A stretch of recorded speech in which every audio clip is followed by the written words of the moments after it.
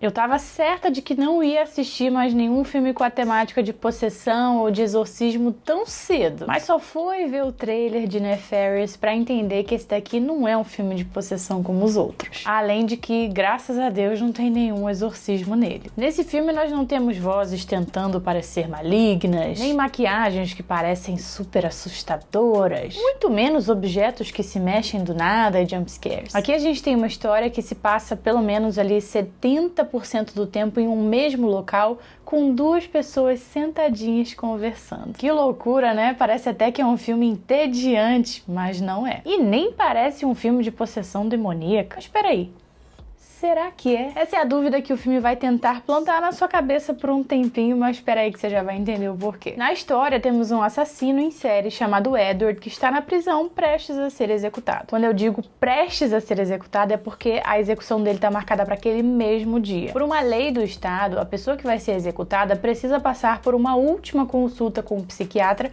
para que ele possa atestar de que a pessoa que cometeu aqueles crimes cometeu com a sua sanidade mental intacta. Caso o psiquiatra constate que aquela pessoa tem algum distúrbio psicológico, ela não pode ser executada. Esse psiquiatra é o James e está nas mãos dele, então, o futuro do Edward. Mas quando ele chega lá para fazer essa última consulta, o Edward diz para ele que é um demônio que está possuindo aquele corpo. E aí, será que o Edward está tentando manipular o James para se livrar da execução ou será que realmente tem um demônio possuindo aquele corpo? Essa dúvida que a história traz é uma parte muito interessante do filme. Não vou dizer que você vai ficar com essa dúvida o filme inteiro, mas pelo menos em uma boa parte dele você vai ficar com ela. E isso pra mim acrescentou muitos pontos à história, porque eu amo histórias assim que fazem a gente duvidar daquela realidade que está sendo apresentada. Será que aquela pessoa ali tá doida? Ou será que tal coisa aconteceu mesmo? Será que tem algo de sobrenatural acontecendo ali? Ou será que tem uma explicação lógica? Eu adoro histórias assim. Inclusive, se você tiver alguma dica de filme nesse estilo, pode deixar um nome aqui embaixo pra mim nos comentários. E aqui é muito mais fácil de criar essa dúvida em quem tá assistindo, porque quase todo o filme é na base do diálogo. Como eu falei no começo do vídeo pra vocês, pelo menos 70% do filme é só o Edward e o James ali sentados conversando. Ou seja, não existem coisas sobrenaturais acontecendo ali pra te convencer de que ele realmente está possuído. Ele não faz nenhuma vozinha de possuído, ele não faz objetos levitarem. Ele é uma pessoa que age de forma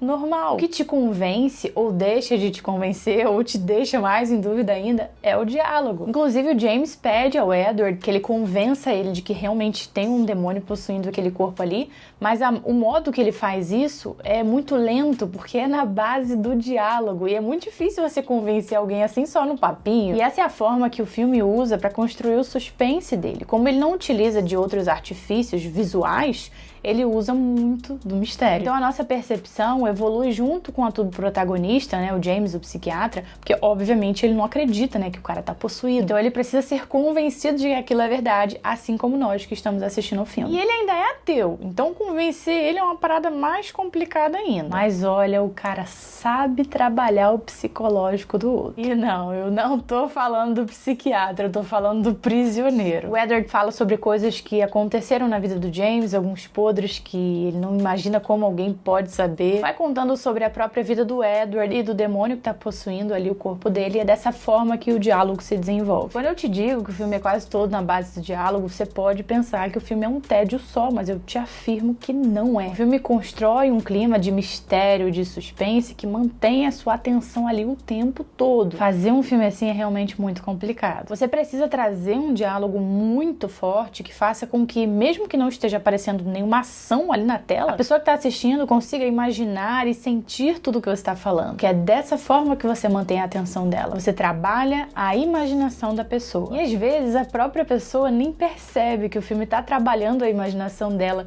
Só depois que ela para e pensa, caramba, eu fiquei esse tempo todo só assistindo duas pessoas conversando. É porque o filme conseguiu trabalhar a sua imaginação. Exemplos de outros filmes que são nesse estilo: Culpa, aquele dinamarquês, Enterrado Vivo, Oxigênio, que são filmes que se passam em apenas um lugar, trabalham apenas o diálogo, mas conseguem fazer você imaginar todas aquelas cenas que os personagens estão falando. Não é fácil fazer uma história assim te prender, mas Nefarious consegue fazer isso. E ao contrário desses outros 3 filmes que eu acabei de mencionar, que tem esse mesmo estilo, Nefarious tem cenas sim que se passam em outros lugares, porque ele precisa finalizar a história mostrando pra você se era verdade ou não o que o Edward estava falando. Então tem outras cenas em outros lugares, além da prisão também, mas a maioria delas, como eu disse, pelo menos 70% são os dois sentados conversando. Além de um bom diálogo, um filme nesse estilo exige também uma outra coisa. Vamos falar assim em ordem de obrigatoriedade. Em primeiro lugar tá ali um diálogo muito, mas muito bom. E em segundo lugar, atuações perfeitas. Porque se você vai passar um filme inteiro olhando pra cara de uma pessoa falando, aquela pessoa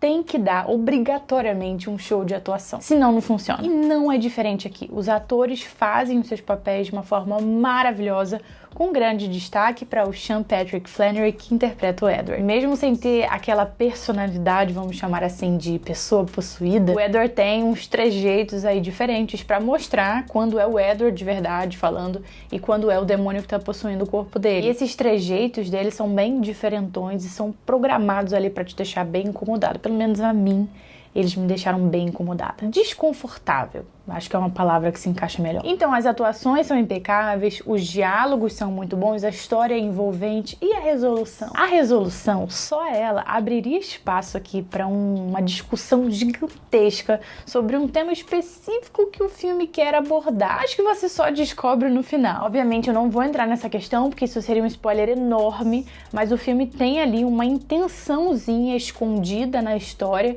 e essa intenção é só descoberta no final e ela pode ou não te agradar. Mas relaxa, não é nada polêmico, é só algo a se prestar atenção, porque o filme quer passar uma mensagem pra você ali no final. Eu achei uma mensagem legal, é algo muito, mas muito diferente dos filmes de possessão. Na verdade, eu acho que eu nunca vi um filme de possessão que quisesse passar uma mensagem desse tipo. Pode existir? Pode, mas eu nunca vi.